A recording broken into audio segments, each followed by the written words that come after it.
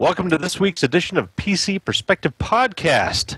Today is episode 243, if you can believe it. It's filmed on March 20th, 2013. I'm Josh Walrath. I'm Jeremy Hellstrom. I'm Alan Malventano. And I'm Maury Titleman. And, pardon Jeremy, he's a little slow. He's used to a certain redhead screaming out their name, and I don't want to go into that. You weren't a ginger, I was confused. Yes, we were out of space and out of time. Apparently, PC Per, you can see us on Wednesday evenings at 8 p.m. Mountain Standard Time, 10 p.m. Eastern. I'm not even going to mention Pacific because it doesn't really matter. You can find us at pcper.com/live. You can call us. I think Ryan still has the phone number. Have you checked the messages in ages, Ken? Yeah, that's pretty much dead. I think he still pays for it, like a That's bunch funny. of other things. So, you should call 1-888-38-PC-PER. We should just give the viewers his cell phone number. That way we know it'll get through. Right? Exactly. He'll field one or two calls. You can get a hold of us at podcast@pcper.com. Again, you can find replays of this fantastic podcast at pcper.com/podcast. You can follow Ryan at twitter.com/Ryan Shrout or twitter.com/PCper or me at twitter.com/Josh D. Walrath. I'm not going to spell it for you, so you're out of luck. So this week was a kind of slow yet fast week. We had 2 articles, one just posted tonight, but we had a ton of news items. And do we know why? Jeremy. Well, because it was really quick and easy to fill out just a couple of slots for the podcast. Oh, I was talking more about the whole GTC thing and all that. Oh, yeah, Scott and Ryan, are technically working, or at least so they claim.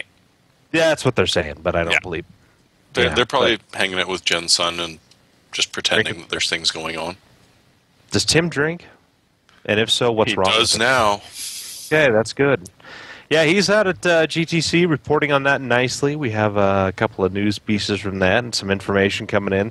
NVIDIA released some roadmaps, which are kind of interesting, but at the same time still kind of vague. It seems like they didn't want to talk about any of this stuff until really AMD and Intel kind of had their little farther away roadmaps, and they're kind of getting into the groove, and that's a good thing. We'll certainly be talking about that quite a bit. But first up, a couple days back, I finally finished the review on the Asus Crosshair 5 Formula Z. Now, this is not exactly a small refresh of the Crosshair 5. Now, last year I'd reviewed the Crosshair 5 Formula. It was a good product based on the 990FX chipset with the SB950 Southbridge.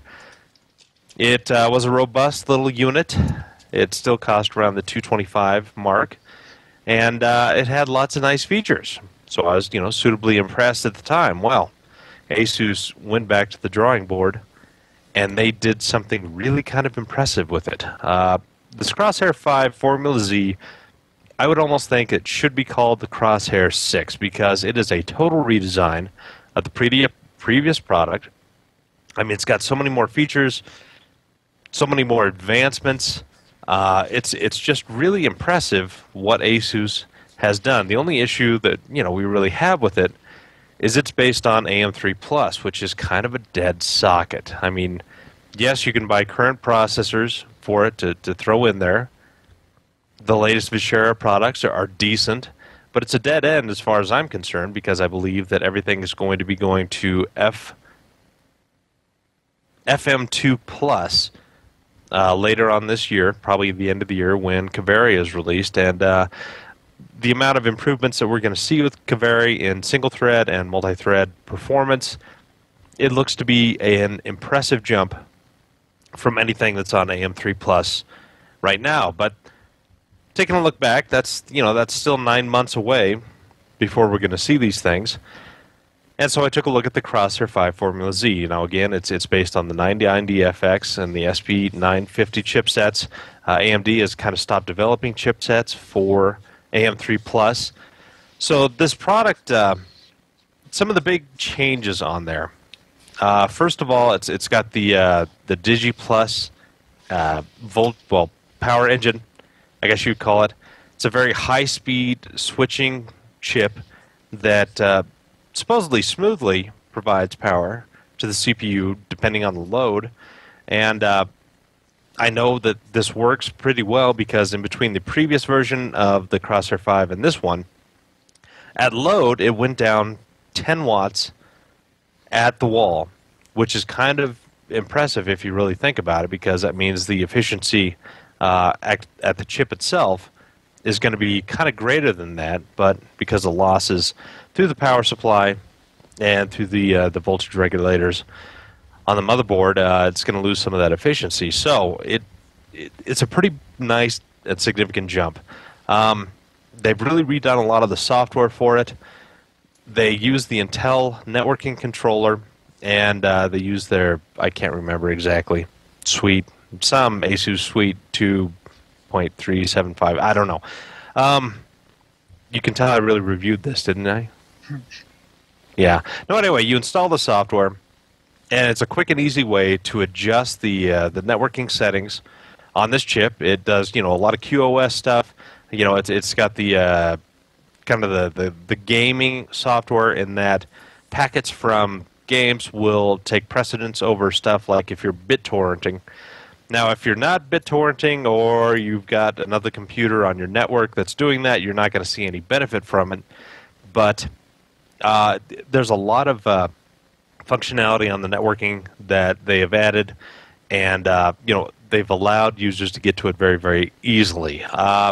The DDR memory goes up to DDR3 2400. Now, this is overclocked, but they have, I think it's called the memory T. Gosh dang it. Why can't I ever remember things? I can remember some. Well, because you wrote them down now, so you don't have to remember them.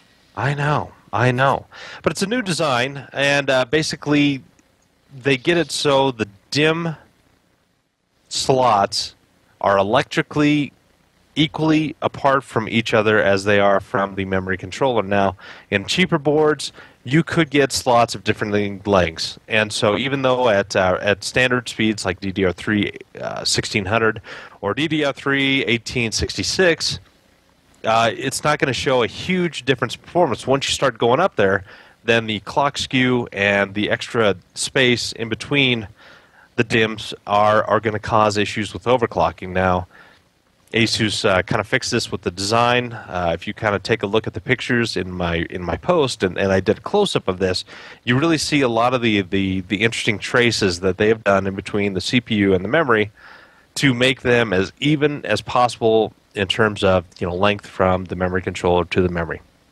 And finally, the biggest portion of this is the Supreme FX3 red line that at first I thought it was a little bit more marketing, but the more I delved into it, the more it really makes sense. I mean, they wanted to make the audio as clear as possible. They got away from creative, and you can read in my review, JGA from ASUS gave a pretty good description of why they made that change. But if you kind of look here at what Ken is showing you, the red line is actually literally a red line that cuts the audio portion from the rest of the motherboard. Now what this does is it isolates the audio portion vertically from the rest of the board, and they also have an EMI shield over the chip, so you get the least amount of interference possible without having a separate add-in board. And they also kind of horizontally... horizontally is the red line. Vertically is they put the traces right in the middle of the board rather than near the top or near the bottom. So you've got layers of the PCB and the copper and the grounding, all of that stuff in between, so you can get the cleanest potential signal possible from the codec and the chip to the outputs. And the last part of that is they have a 1500 microfarad capacitor that provides as much power really as it needs when the audio signal requires that much extra juice. So if you've got smaller capacitors in there, they could potentially be more easily drained in certain audio instances than this one massive 1500 micro unit. So overall, it overclocked well. It did the FX8350 as fast as any other board. In fact, a little bit faster. It got up to 4.9 gigahertz, and it was stable, while previously I could get to 4.9 on other boards, but it was far from stable. Again, it pulled less power at load. It's got a massive feature set. They added a couple of SATA 6 controllers, so you've got 8 SATA 6 on the board and then 2 eSATA 6 on the back. Something like 6 USB 3.0 ports, 4 on the back, 2 that you can do the plug-in. I mean, overall, it's an impressive board. Everything but pretty much the kitchen sink was thrown in. It goes for around $225, which isn't terrible, considering that you're going to probably keep this board for quite some time. And even though AMD doesn't have the best processors on the market right now, you can still get a decent one for a nice price, overclock it, and still be happy. But boy, this board is just kind of a gem. I don't know if anybody else. Maury, what did you think about this particular product, since you're kind of a motherboard guy yourself? I've always liked the styling of the crosshair boards. I actually have run a couple in my day. I love, as I've said a couple times in my motherboard reviews, I like the red and black styling. It goes with my case design and everything. Corsair is always, or Corsair, Asus has always done really well with their flagship boards. This is no exception. Unfortunately, as you were saying, it kind of misses the mark. AMD, this is probably the last in line of these AM3 boards we're going to see. They're moving to FM2 Plus. Intel has a huge margin on them. I mean, you're not going to see, gaming-wise, really, you're not going to see that much of a disadvantage if you're only gaming at 1080p like I do. But if you want the performance, go Intel. I see. Well, thanks for the extra little commentary on that. But yeah, I agree. I mean, it looks nice. Aesthetics are great. Spacing around the board, even though it's really feature packed, it doesn't feel cluttered. Everything's kind of logically laid out. Cooling is very, very good on it. I have really no complaints about this board. It's one of the best boards that I've really ever tested, and it caused me no problems whatsoever throughout the entire 2 months that I've had it running in a machine, and just haven't been able to write it up. JJ's going to be mad. Actually, no, he's already mad, so we'll just go from there. And speaking of motherboards and Maury, we just posted one tonight, the MSI Z77A-G45, one of the many long lines of long-named motherboards from Asus and MSI. So take it away, Maury. Tell us about the Z77A- blah, blah, blah, blah. Okay, the MSI G77A G45 Thunderbolt is their, I guess it's their not quite entry level board, but maybe kind of bottom tier board in the Z77 line. The unique thing is that it supports Thunderbolt. It's one of the cheapest Thunderbolt solutions on the market. I think the retail price on it is $169. The board itself, performed fairly well. It wasn't one of the top performers overclocking wise, but it wasn't the worst I've seen either. It was a decent board. The layout and everything on it, it basically mimics the entire Z77 line of MSI. No differences in layout. It has a similar layout to the M-Power, similar layout to the GD80. The only difference being the features and power phases and such on the board. Because it's a kind of an entry level, well, not entry level, but it's a cheaper motherboard. It's a redheaded stepchild. Just say it. It's a red-headed sit No, down. he's not on tonight. Oh, that's right. We're 25% ginger less. But because it's a slim down board, it really only has stuff that you need. It has your 6 SATA ports. It's got your USB ports. It's got USB 3 ports, but it doesn't have any extra ports or anything on it. I mean, you're getting what you pay for. The unique feature again is the Thunderbolt. You do get a Thunderbolt, and Thunderbolt works very well. We found in testing that the Thunderbolt performance actually matched that of the GD80. Overclocking wise, it performed. We found it to perform a little less than a GD80 and the mPower, and that's mainly not because of the board design, but because of power phases. The GD80 has this board. Sorry, let me start again. The G45 has 6 power phases for the CPU. The GD80 has 14. The mPower has 16.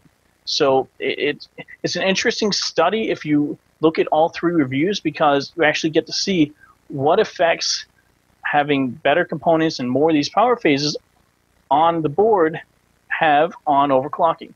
To me, that's interesting. I'm an enthusiast overclocker, though. I like that kind of stuff. So I would really advise you to take a look at all 3 of those reviews. Compare, the performances, especially if you're an overclocker, and see what you're getting into. The G45 by no means is a slouch. It's just for that extreme view, the power phases are going to limit you. The mPower, if you're going for overclocking, the mPower is a little bit better of a fit for you. But how much? I mean, in actual numbers, are you getting, I mean, the 3770K is a 77 watt TDP part. Doesn't pull a whole amount of, a huge amount of watts as compared to, say, the AMD FX 8350, which is 125 watts. Well, I mean, when you're talking about are you asking? I'm just asking how the individual boards did and how this one compared in overclocking. Giving you more power and cleaner power. When you're overclocking, especially under load, and when I'm doing my load testing for these motherboards, I'm using Lynx, which is an Intel Linpack based application. It basically pushes the CPU to somewhere between 100 and 150% of load. A lot of people use Prime 95, which is a guaranteed 100% load. I've just found Lynx pushes things a little harder, and will give you a better, a better feel for stability. The power phases really only come into play when you're pushing the CPU hard. If you're not pushing the CPU, power phases aren't going to necessarily come into play, and the overclock may seem stable, and it may be able to get to a certain level. But what I did see, talking to Josh's point, what you do see is that the power phases actually allow you to run the base clock a little faster. The mPower is the fastest base clock I've seen on a Z77. I was able to get to 105 stable. On the G45, I could get to 103. The differences are really minimal, but again, if you're looking for that utmost performance, you want to go for where the money is with the power phases. But it was a good board. I mean, it was a solid board from MSI. If you definitely give that a look. But again, look at the other 2 reviews if you want to see what the differences are and what. Because it's a unique opportunity. You have 3 boards based on basically the same design, and you have performance numbers for all 3. It gives you a really unique and a nice perspective to look through those kind of things. And what is the price of this particular board? The G45 starts at $169, I believe. So it's still a little higher than most kind of budget enthusiast boards, but still you get the dual Thunderbolt bolt. Board. Yeah. That's the big kicker there. I mean, let's see, you can actually get it for as low as $139 after a $10 mail-in rebate from both Newegg and Amazon. Well, at least as of March 14th, when the review was written, it was $139. So that's not bad. I mean, now I'm going to ask you and Alan this, and you can go first, Maury. But where do you feel that the legs of Thunderbolt are? I mean, do you think it's going to be around a long time?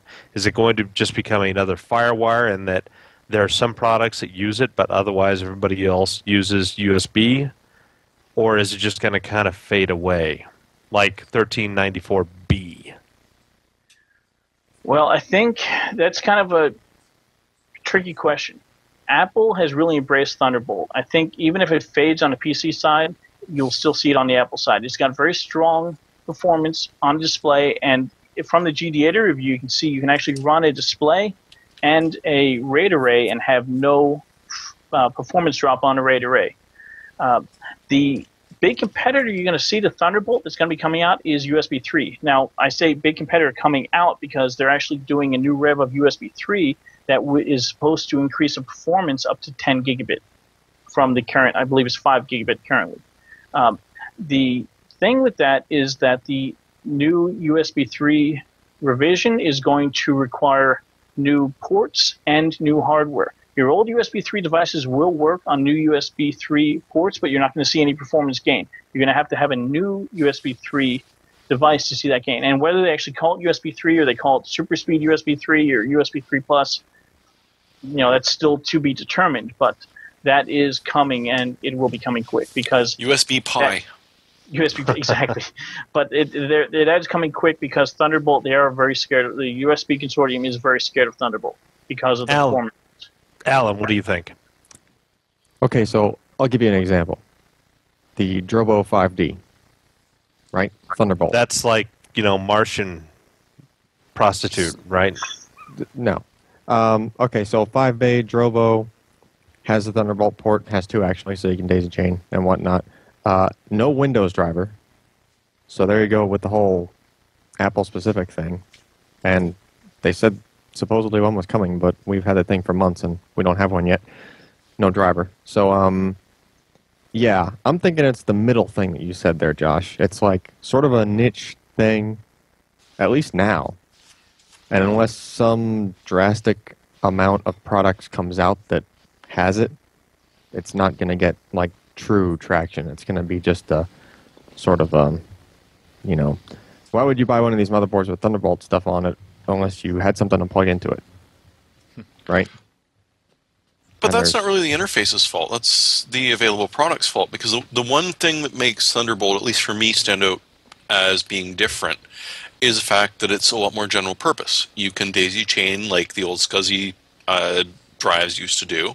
You can use it as a display.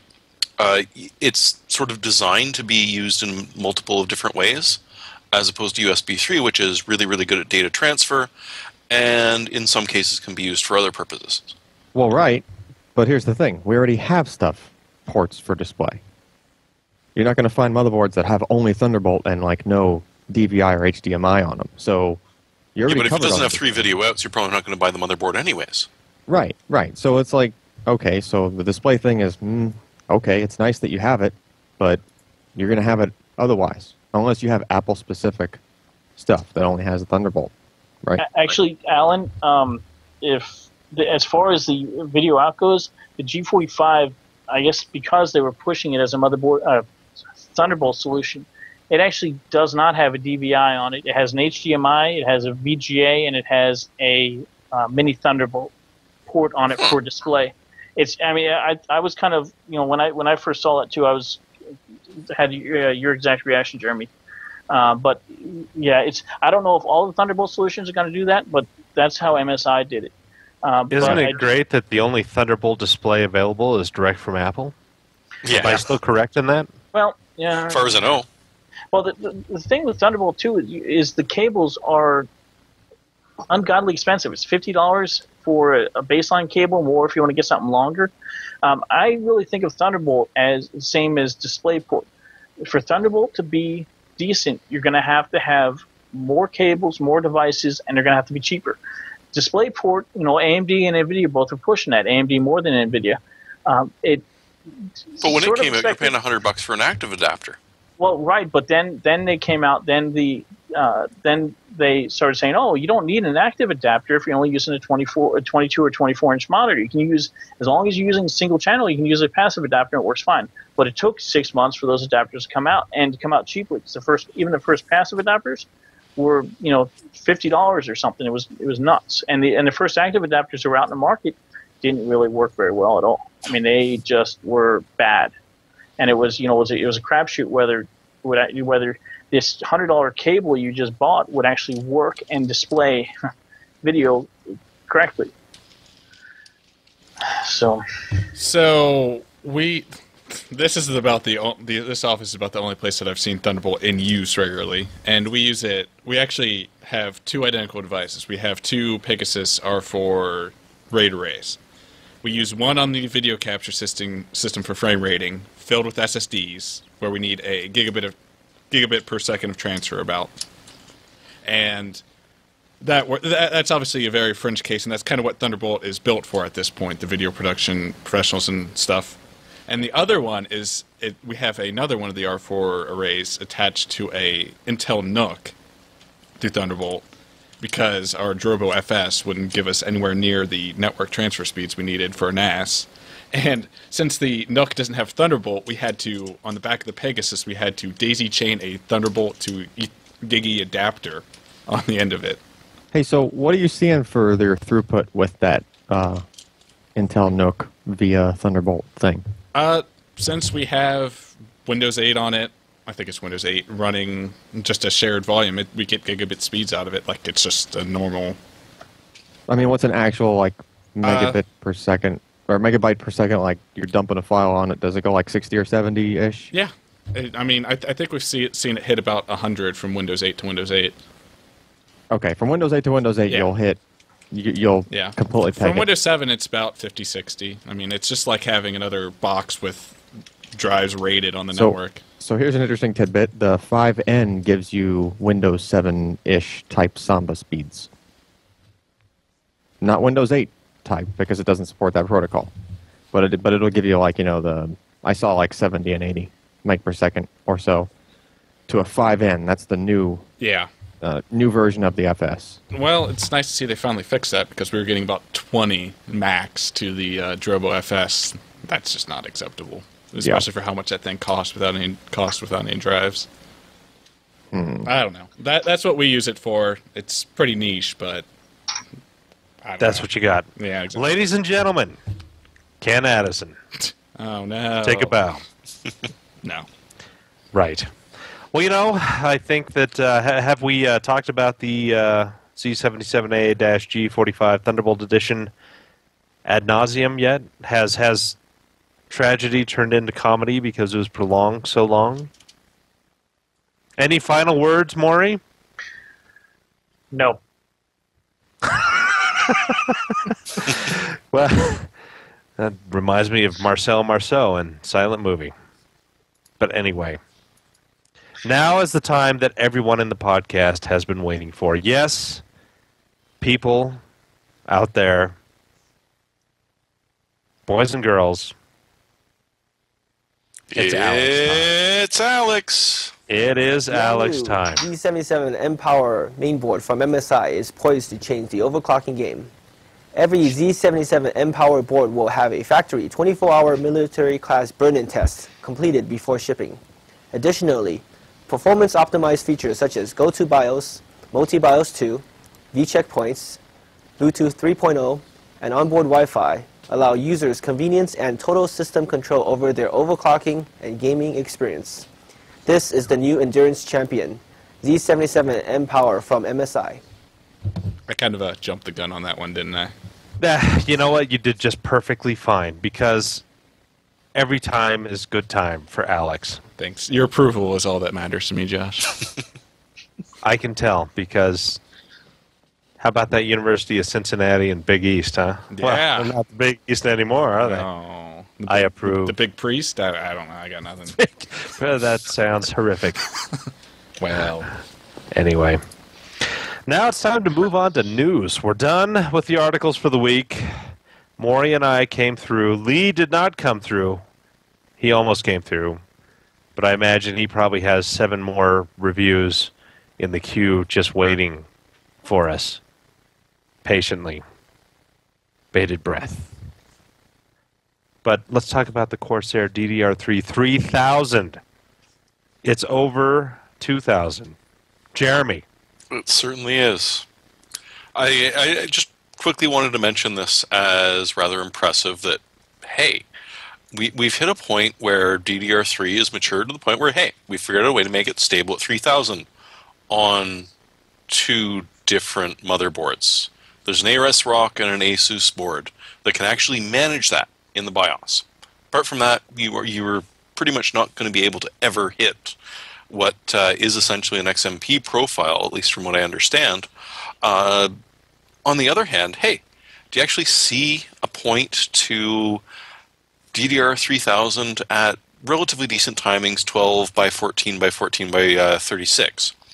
Not obnoxiously high, but really? Do we see many scenarios where this is actually going to make sense for a user? Maybe. But you know what? It's got to be better than the DDR3 1600 at those really high timings and pulling 1.65 volts. Those Yeah, blew. Really this didn't like pulls the those. exact same at 1.65. But those ones, even the motherboard screaming at you, you shouldn't be putting the 1.65 on, and yet, it'll go. Red, danger.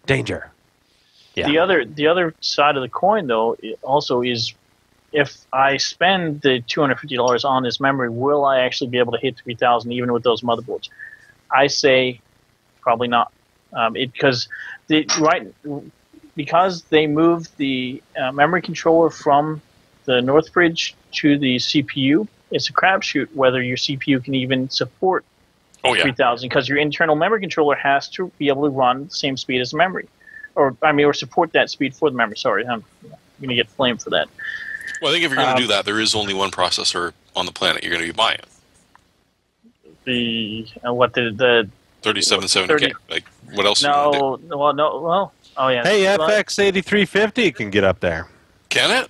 That would be impressive. Because hey, AMD loves But memory there's no bandwidth. stinking motherboard that'll support anything close to that. Well, you probably use a 2011 chip also. The 3970K. But I mean, that's $1,000 If chip. if the BIOS will actually let you go that high. Yeah. The one thing that impresses me is that the Asus board is the Mini ITX one. Yeah, I know. How the hell does that You know what's even sicker, no. Ken? This thing I'll say- ships with a cooler if you want to switch to LN2. Oh, well, naturally. Well, I actually have that Asus board on testbed right now. Hopefully, I'll have a review out at the end of the week or before the next podcast. But that Mini ITX board actually has 10 power phases. The way Asus got away with that is they have a riser board built into the Mini ITX board. Because that's the only way you could fit 10 power phases on a Mini ITX board. That board is a really nice board. We had a few problems with it. First one we got was, we had to send it back and we got a new one. But that board is a powerhouse, it really is. And the price on it's not too bad either. Those Mini ITX boards come in fairly reasonable. So I'm all about fairly reasonable. Josh, you're acting fairly reasonable towards your wife. Thank you, Your Honor. Now give me alimony. Good luck with that. Anyway, let's move on. So, Jeremy, I'm going to go to you again because you are the cell phone enthusiast. Galaxy S4. Oh, I am. Hey. Love it or hate it? Well, Ken made the comment earlier that it was the Galaxy S3S. And, in a way, that is reasonable, but it is kind of nice to actually see the big little architecture probably hit the American market. Are we going to get the big little Exynos throughout the world, or are they revising their plans? Straight out of the Inquirer today, apparently the UK is not. They're getting a quad-core clock slightly higher at 1.9 gigahertz, as opposed to But the it's using S4. the Snapdragon based on Crate. Yeah, exactly. So And the it's going to be Adreno interesting. 320. Sorry? Who? Huh? Exactly. So yeah, I've watched this a little bit, And it's got a bigger screen. It's got a faster processor. They've got a few new tricks. But they had the most awkward announcement ceremonies I've ever seen. I didn't even watch it. I was This is so a good scared. thing. It's about 40 minutes of my life I'm never going to get back. That's one thing that Jobs did exceptionally well. And nobody else really seems to do. I mean, you got Jensen Huang up there on, he's got his leather jacket and prancing around, but that's not even close to what Jobs was able to do. I'm not a big, I don't bow down to the guy, but he was a showman. Ken, what do you think? Yeah, that presentation sucked. I got nothing. First, we were making fun of the Korean CEO, and he actually did a better job than the American sort of color guys because they were just terrible. Oh, and then they brought on the child actors. Of course, you have to bring in the child actor to tap dance in the middle of your phone announcement. Because, yeah. It just makes sense. Naturally. Somehow. Yeah, I don't even know what to compare that to. But let's move forward. Well, the RIM announcement was pretty awkward as well, but nowhere near that level. But does Samsung have Alicia Keys? I don't think so. No. This cell phone is on fire. Sing it. I know you want to. Well, it's I'm not going to go to Jeremy on this one. I'm going to go to Alan because you know what? He's kind of the resident hacker. He doesn't hack. Well, he does hack code, but for the military. But he likes to get dirty. Likes to get his hands in the pie, if so you will. He likes to rebuild things. He likes to repurpose them. So talk to me about this 690 hack, Alan. Or do you have any idea what we're talking about? It just looks like a firmware hack, isn't it? It's not a firmware hack. It's a resistor and a firmware hack. Oh. So yeah, they trick what is it? Just one of the GPUs. Yeah. That's kind of the worst part about this. I don't know. It seems kind of weird, but okay. So I don't half think of they've your- pinned out the second one yet. They haven't Yep, figured out which resistors to do the second GPU on. Yeah, half of your 690 can become a Quadro or a Tesla. Here's the good picture. Let me bring that up. We're going to see the good picture. Sweet. That is the hack. Well, throw some resistors. What do they call them? Straps? Just take a soldering iron to your $1,000 graphics card. Why not? Yeah. Hey, you know what? 'Cause If you I got one of can't those solder hot air well. soldering stations, you can do this easily. I can't. You have one of those hot air soldering stations? Alan? I have several. Of course you do. Well, la-di-da. Yeah. Don't you have Because to everybody has one. get the wrong straps off? Hmm. Put it over the hot air and they all fall out? Oh well. So, anyway. No, you Would- wouldn't need one of yeah. those for that. You can do that with a regular gun. You're using the U a little too colloquial. Well, okay. Because I cannot do that. You have to have a delicate, hand. I'm sorry, my withdrawal symptoms do not allow me to have a steady hand. Yeah, anyway, moving along. Alan, we're staying with you. Solid data, 2 terabyte, 2.5 inch SSDs. Yeah. So, Solid Data decided to put a crap load of flash memory on a 2.5-inch form factor drive, which, God, I hope you put that in something with some airflow going over the thing. No. Because, okay, so inside a 2.5-inch form factor, okay, picture a SandForce SSD, right? They usually have, the controller, they have like 8 chips on one side, possibly 8 chips on the other side, depending on the capacity. And the PCB is fairly populated at that. Well, okay, so these guys doubled the number of flash chips, so there's 16 per side, and they managed to cram 3 more SandForce controllers on one side of the board. So you have 4 SandForce chips and 32 flash chips, and it fits inside the same housing. So what kind of wattage do you think that that's pulling? Well, SandForces draw close to a watt. One of them. So it's close to 4 watts there, and then if you're writing to the flash, it probably draws another couple of watts just by the fact that it's writing. And I'm not sure how much that RAID chip on there does, but They're saying 1.5 idle up to 4 under full load, which seems Okay. low to me, honestly. so here's the thing. I think part of the reason they had to do this as a raid is because SandForce has limits on just how much you could put behind it as far as flash memory goes. And actually, once you go past 256 gig, the I/O per second performance goes down on SandForce. Like it almost cuts in half from like 80,000 to like 40,000. It's due to the way it tracks, basically the way it does its remapping of, its table of what gets stored where and which flash, which blocks of flash. So it actually has to double up. I'm not sure if it's doing this exactly, but assuming it did like 4K, mapping addressing, so it's sort of matched up with NTFS, it would have to shift to 8K when you go to a 512 gig amount of flash memory behind the controller. So this thing has 2 terabytes. It has 4 controllers. They subdivided it, but each of those 4 controllers is going to have half the IOs per second of a 240 gig model, unfortunately. But still, it's a whole... The point of this is not super fast IOs per second. The point of this is an insane amount of flash memory all crammed into a 2.5-inch housing, which it clearly does. You lose some other things, too, because it's using... what was the RAID chip? Micron JMB 393. Yeah. So that doesn't pass trim. Nope.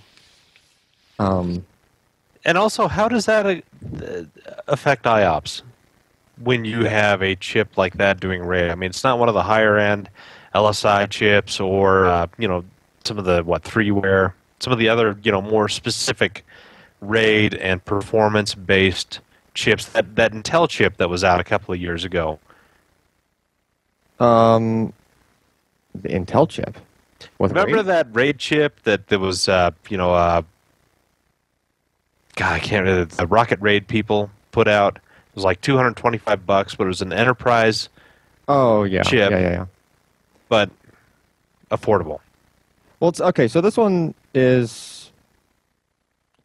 Wait a minute. Characterize. I'm looking at their benchmarks. Isn't that RAID chip a Serial ATA 3 gigabit chip? No, it's a SATA 2. Yeah. SATA 2. Yeah. 3 gigabit. In other words, half of current speeds, basically. Right? Yes. Yes. 250 meg per second instead of 500 meg per second. Mm-hmm. So, okay, so it's not going to do that good in the first place, right? On account of that. And then, aside from that, IOs per second, if you look at stuff that's less than 4K, that really suffers. 4K is kind of eh. So, I mean, it's looking like 4K random writes around a little less than 20,000. Where the individual But to put that in drive... perspective, compare that to like a 2 terabyte RAID. Oh, sure. 2 terabyte RAID is going to be like 4K random writes. Yeah. Yeah, I don't know, like 300-400 tops compared to 20,000. So yes, it does seem slow, but at the same time... Right, but by SSD standards, it is on the slow side. I'll give it that. Well, how about some of the PCIe based, like the OCZ, Revo drive? Those all go way faster.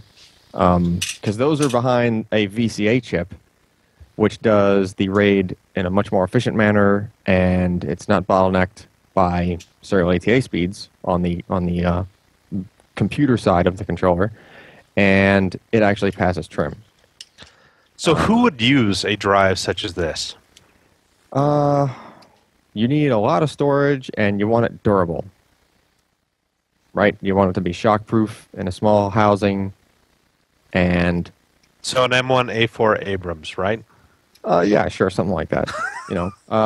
Data logging applications, maybe like black box kind of things. If you're, you need to record a couple of terabytes worth of something in a high vibration environment, because you're not going to get this thing just and you're for the extremely performance. freaking lazy and never compress it.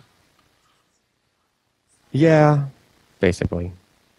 I don't know, but yeah, this is going to be more of like an embedded / really expensive kind of niche thing, not something you're just going to throw in your PC because you want a 2 terabyte SSD.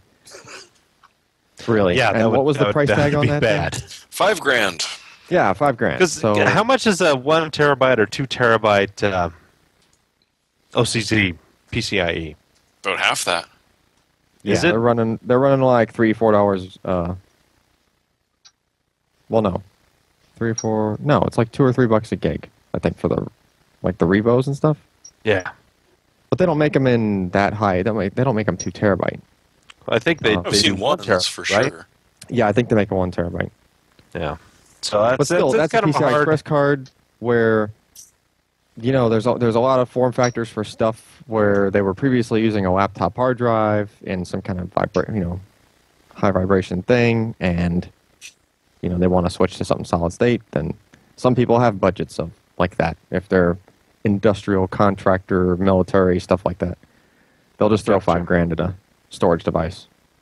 Because they got Yeah, money. I'm kind of wondering what the durability. I mean, it's MLC, right? It's MLC, yeah, but there's But it's so 2 much of it. terabyte in size, so your amount of writes is going to be pretty insane anyway. It depends on how that controller divvies it up. In other words, if it's doing larger stripes than 4K, and if it's trying to do a RAID 5, it might actually wear it more, but I don't think you really care for something like this. I don't care. I mean, really. Not only that, but the SandForce compresses the heck out of it as much as it can anyway. So unless you're putting raw video on the thing, you're actually writing much less to the flash under or behind SandForce controllers than you Have are you any ever other watched controller. gun camera film in high definition? You really think that's what they're writing to this? Because I they have won't be no at idea. 250 meg per second. It'd be real sweet looking. Just saying. Actually, let's do some math. Let's see. 250 meg per second into 2 terabytes. Thoughts? I can't maths. You can't math? What would that work out to? Anyway, Let's see. We The got 16 two- seconds. What? 16 No. seconds.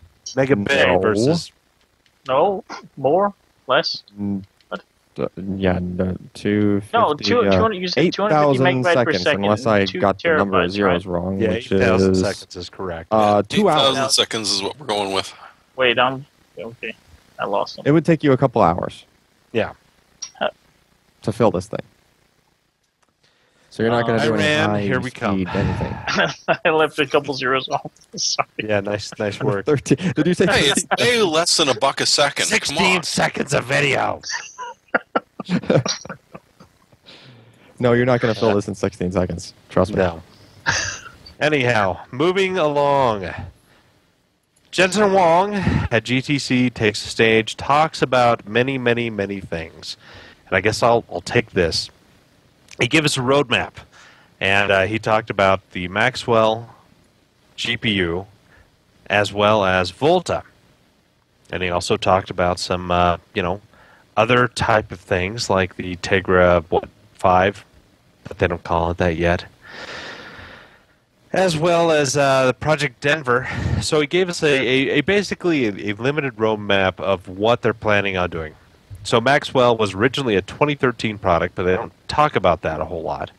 And it's going to be a 2014. About the only information they gave is that it's going to be a fully virtualized memory product.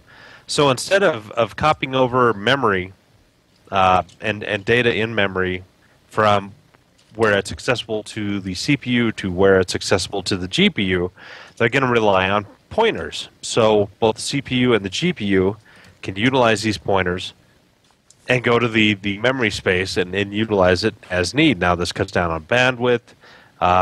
It probably lowers latency because it's not searching around or copying over the parts that it needs, and so it's utilizing pointers rather than just kind of bulk memory transfers from CPU to GPU. And this is something we've heard about before. AMD has been proselytizing about it with their HSA program. ARM is planning on doing that as well. And so Maxwell is pretty well known in terms of kind of some of the gross features. We don't know anything about shader abilities, what kind of math that they can do, how many shaded cores are available, what other kind of interesting things that they are adding to that product. Just basically that it's a 2014 product. It's going to feature memory virtualization, kind of like the shared address spaces that AMD is really pushing. Of course, that comes into question. How are they going to deal with Intel and AMD products? Because some low-level stuff on the CPU needs to be done to enable this functionality. And so we don't know if it's going to be software, hardware, utilizing hooks that are already in the architectures to be able to get this going. Now, the big news was the Volta, I believe. And that's a 2015 product, they're hoping. And the big thing about this is they're planning on using stacked memory chips on the same substrate that the chip is on, the GPU, and it's going to give an extreme amount of bandwidth to this kind of local memory. Now they're going to use, through silicon vias, TSV, to connect the different dies of memory so they can stack multiple chips of memory and then stack those around the substrate. And it's going to be lower latency. It's going to be higher bandwidth. It should be slightly lower power compared to the traditional memory that we have out on the PCB.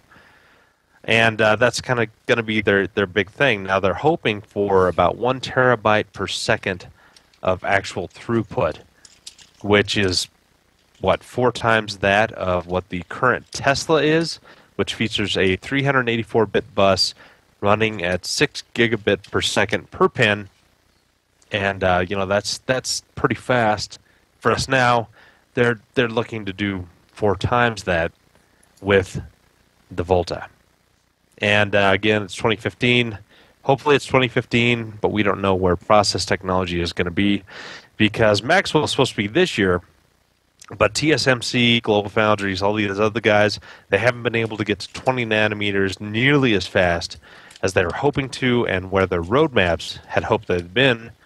So we've been kind of cut back on that. I believe that they talked about the later versions of Tegra. There's going to be one more from, Tegra 4. I can't remember exactly everything that they said about that, but the big one is Project Denver, and that's a 2015 project as well. Logan, there it is. Good grief. And of course, I didn't pay diddly squat attention. I was having a support call at work while he was going over the roadmap. I just haven't caught up to it yet. But I can tell you about a little bit about Denver. It's going to be the 64-bit ARM architecture.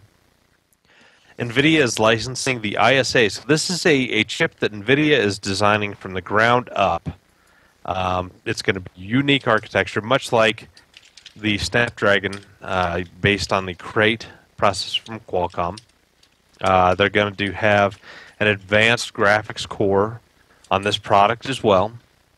And it's going to kind of be interesting to see because they're not part of the HSA environment, but they're going to be embracing a lot of those features and functionality with their first processor and GPU combined together in one piece of silicon. Anybody else have watched this or read up on this that have any commentary? Speak now. Well, I mean, if we want to just try and quickly jump through it, it is kind of nice to see the new servers coming out of Taiwan that they were talking about. And you get a 4U and a 2U. In one case, it's able to fit 4 Kepler-based Tesla cards. Of course, being the 2U. The 4U can fit 8. This is a really nice niche market for NVIDIA to get into because, hey, how often do you see NVIDIA in your server room? On occasion, not very often. We've got Taiwan, a very well-respected server builder, or at least server case builder in some cases, actually pimping NVIDIA-based solutions and doing it on Xeon E5 2600 processors. So, hey, this is actually somewhere where NVIDIA's had a really hard time getting into, which is a giant battleground right now between ARM, NVIDIA, ARM, AMD, Intel, and hey, why shouldn't NVIDIA get in there too for HPC stuff?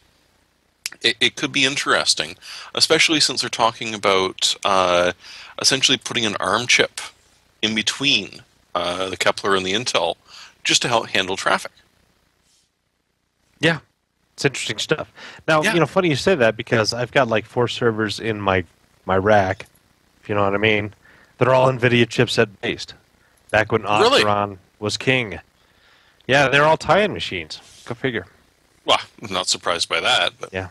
They run okay, but their RAID software kind of blows. But moving along, who typed out Pedo Bear's power efficient ARM? Come on, you name it Pedro Forza or Pedro Forca? Pedo Bear. Pedro Forza? Talk to us about Pedo Bear / Pedro Forza. Yeah. It's a Spanish mountain, correct? Is that where they got it from? Petroforca! Power efficient ARM plus GPU cluster for homogeneous workloads. Essentially, these guys are talking about a Tegra 3 at hand set TDP. So it's a Tegra 3 running at 1.3 gigahertz. It's probably pulling at max 2 to 3 watts. And they're combining that with, the K20 Tesla board. The Tesla board itself pulls around 250 watts, if not a little bit more. Compare that to the Tegra 3 that pulls 2 to 3 watts. Anyway, they've got a couple of networking chips, PLX chips, that connect the Tegras to that board, as well as a gigabit Ethernet or 10 gig 10 gig. backbone to communicate with others. Essentially, the guys who are making this say that the vast majority of everything runs on the K20, and essentially the Tegra 3 is really providing the fabric to allow these cards to communicate with each other, and they're up to 64 nodes. So when you start adding up the potential teraflops, it's pretty impressive, and because they're using the Tegra 3s and that's only taking up a couple of watts, 2 or 4 gigs of DDR3 memory that's again not eating a whole lot of power. They're pretty efficient overall for the performance. Now, people have said, well, why don't you just have a Xeon with a bunch of PCIe slots, fill them up 8 wide, and just have that in a low power state, the CPU? Wouldn't that be just as good? And that's a valid question, because Yeah, but it's not scalable. Because these are designed to be scalable because Intel bought InfiniBand, the fabric connection technology, and it's actually integral to this. So if you decide to stack them, all of a sudden you're looking at one of these nice new fancy fabric architectures, which they're actually pegging at about 40 gigabits a second via a specific connection slot. So all of a sudden you're stacking servers and sharing loads in a way you never could before. Let me tell you, sharing loads is important for me. Take a load off Fanny. Right. Take a load for free. Cortexica. Did you read up on this one? Because I certainly didn't. Please tell me you did. Is this brand new? Cortexica. This is at the GTC as well. Visual Systems talks about the future of image Yeah, he recognition. put it up like less than an hour ago. Really? So nobody's talked about this. Isn't this the guy that came up and he did a picture of what's that actress's name? Anyway, she's an actress wearing a certain dress, and they said, well, we want to find a pattern like this, we want to find a dress like this. Took a picture of it, did all this image recognition, and then went out and looked on eBay for products that would recognize and, kind of conglomerate the results of what they want. Exact search. So anyway, they're essentially using GPUs and those kind of horsepower to do pattern recognition. Not only just pattern recognition, but they figure out the styles of the stuff. Okay, wow, I wish I'd had time to read this, because this is impressive. Yeah. Facial recognition is not easy.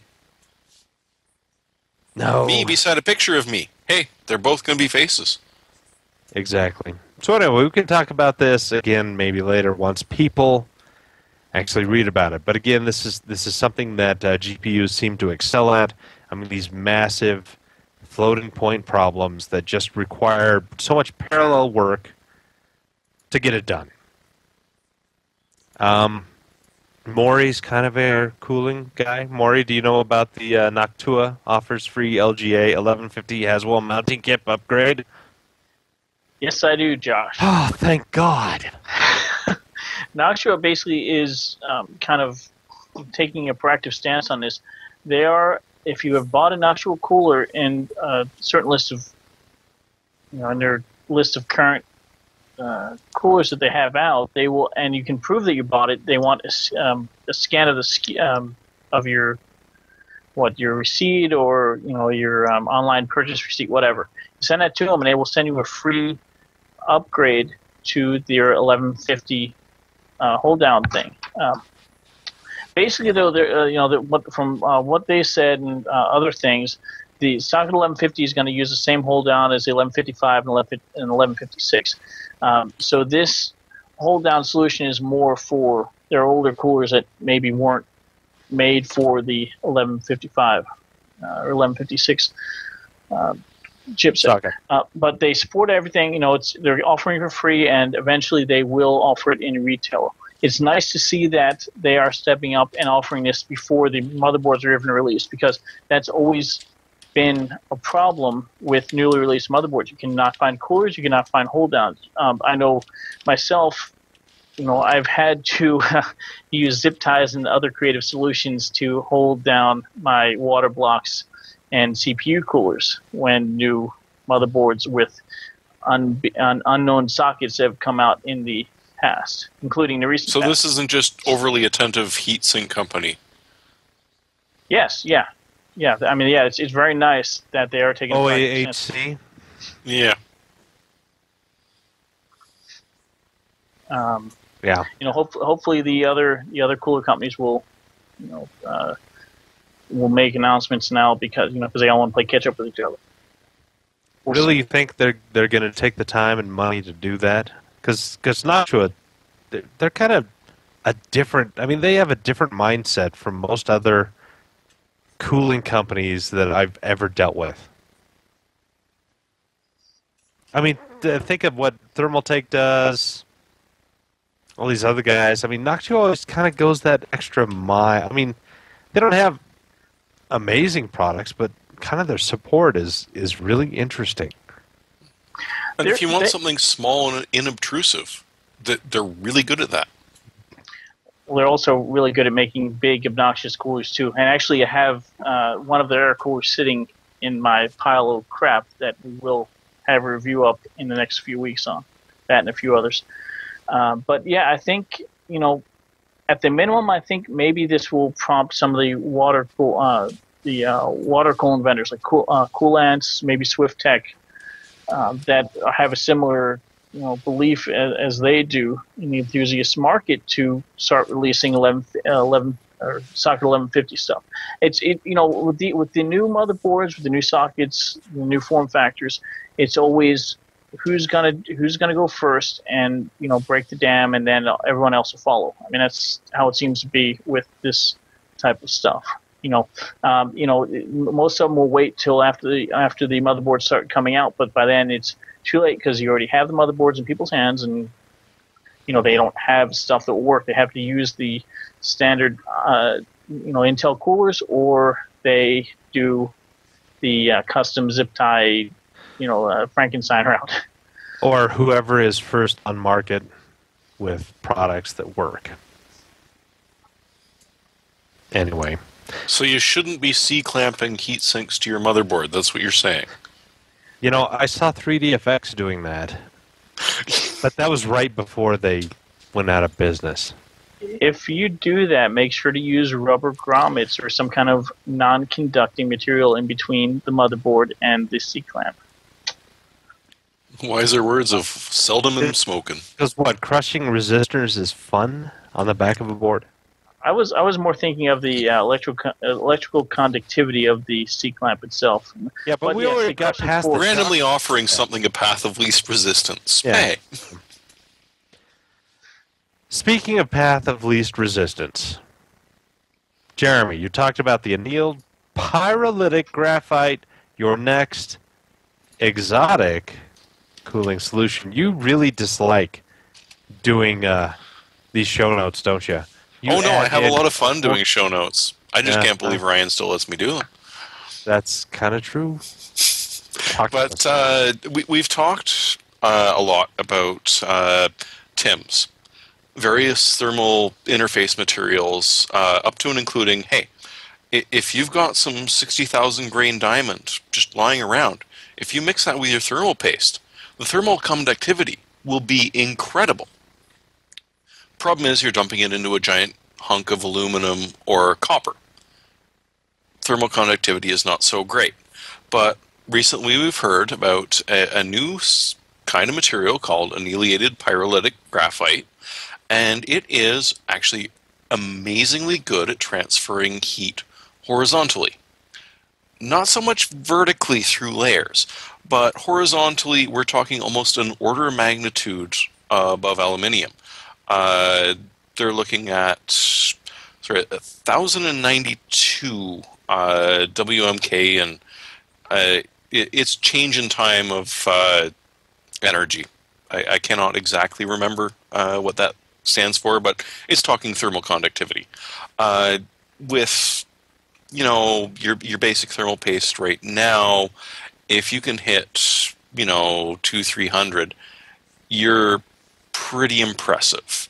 If you can get one of these new theoretical TIMs that can hit up to about 600, you're doing well, but you're still dumping it into something that can only dump about 200-300 kelvins in no time at all. This is actually talking about a new way of making heat sinks. The connective material can be very, very good at conducting, but if you're dumping it into a giant lump of copper that just cannot dump heat anywhere else, you're not really helping that much. In this case, forget SUPA pipes. Forget all of the other fun things that we've had, thermal wicking.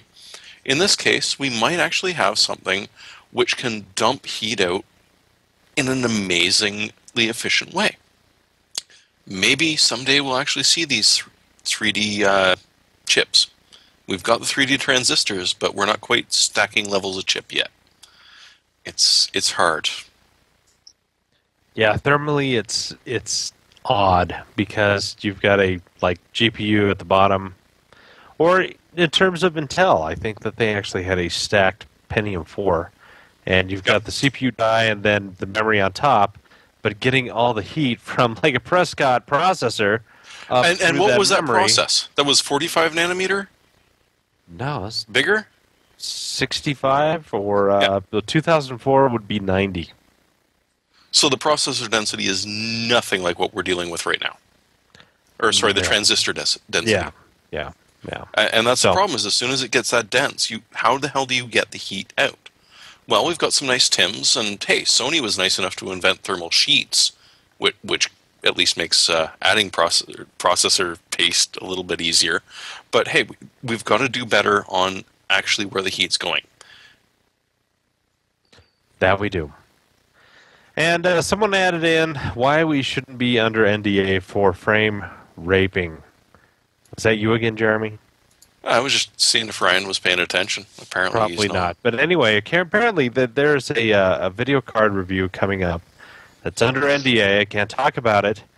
And Ryan, unfortunately, tested the entire thing under frame raping. But frame raping itself is under NDA, and the NDAs do not mix. The streams do not cross, which for Big Marshmallow Man is a good thing, but for us, not so much. Or is that We the can other tell way you of- about it, but we'd have to hunt down each and every one of you to kill you, and that's a lot of effort. Exactly. Even though I'm hosting this program tonight, Jeremy has our first hardware software pick of the night. And Ken, you might as well roll the video. I had to deal with the fact that Bobby Orr turned 65 today, and I've been playing StarCraft for 15 years now. Wait, did Barbie Orr still play a game? No, and he's not even a scout for the NHL anymore, but he was one of the greats. I think your script block's going there. No, there it is. This is the first video from StarCraft. This was all of a sudden me saying, hey, Blizzard isn't ripping off Games Workshop. This isn't just Eldar versus Empire versus Tyranid. There's actually a reward for beating these various boards. And it didn't like you. It wasn't, oh, we're just gonna gently lead you to the next movie. No, it was you had to work your ass off, and this was the reward. And just recently picked up Brood War, and I gotta say, it's been a long, fun trip. I'm still pissed off I can't do it in Eyefinity, but I understand that you get a lot of money off of the competitions, and that would technically be cheating in certain parts of the world where they take this seriously. But on the other hand, hey, they're not Brood War, what do they call it? Swarm? Heart of the Swarm? Heart of the Swarm, thank you. Right. Like I say, I've been playing it a long time. I've gone a little bit funny in the head, probably because of it. But thank you, Blizzard. You might sell crack nowadays, but hey, StarCraft branch, it's been a long, strange, enjoyable time. Yes. For myself, $219 for a 256 gig Samsung 840 Pro. It's the Pro version, not the TLC crap. Don't go chasing waterfalls. $239 regular, but if you do the promo code, $20 off, $219. I've been using this SSD for testing, and it's fantastic. Next, Alan. So yeah, I'm going to do a quick plug, just in general for hard drives. I had a buddy of mine over the other day, and he just bought a Drobo, and he was like looking for hard drives, and he looks on Newegg, and he's like, "Wow, these things are like 130, 140 bucks a piece for 3 terabytes."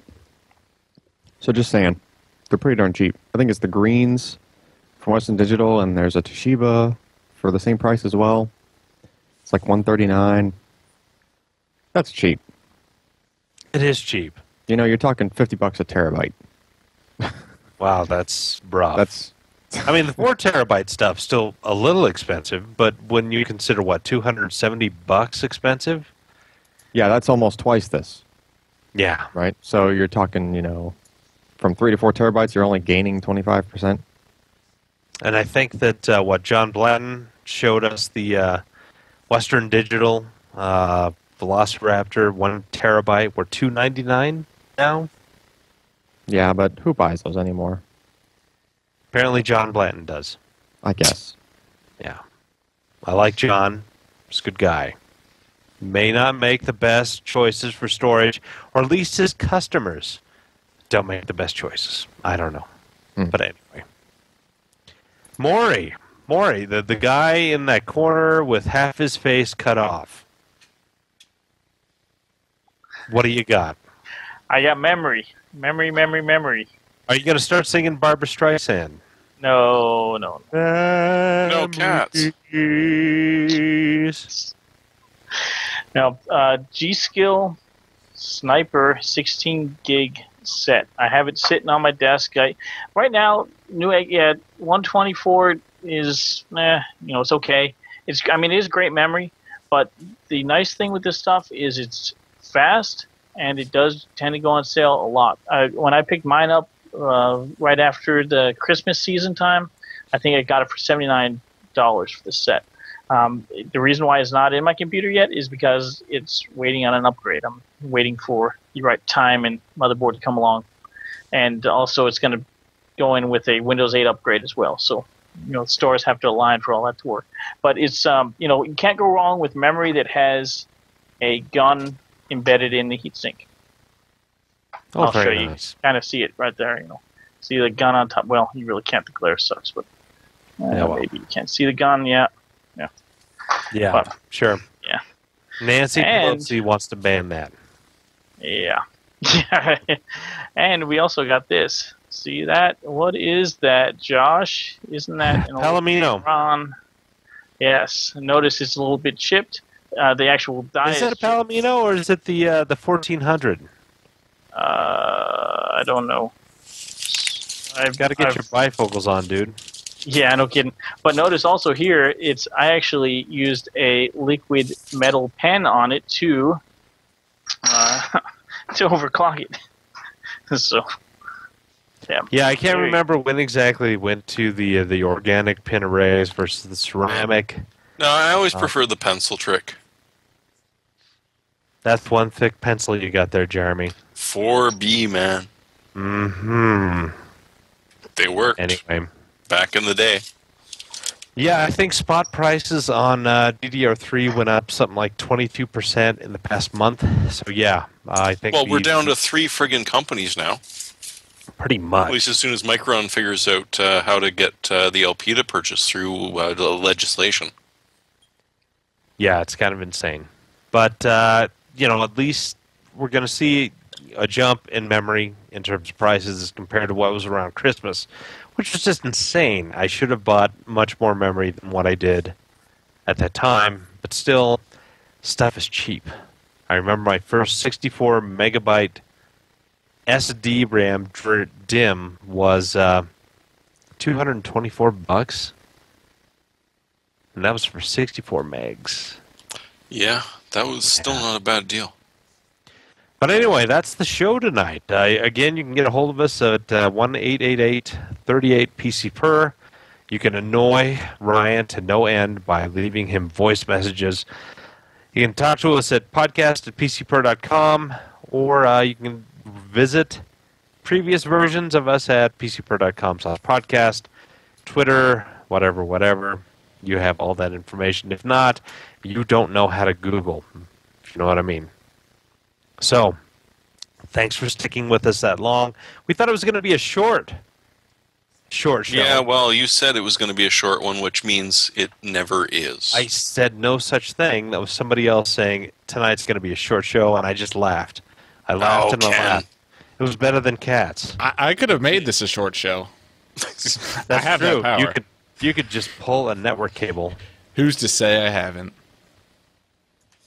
I guess the people in the IRC channel. And the fact we're using Skype for this? Well, that too. But anyway, I'm Josh Walrath. I'm Jeremy Hellstrom. I'm Alan Malventano. And I'm Maury Titleman. And that's the show tonight. So thanks for joining us, and we hope to see you again next week. Have a good night.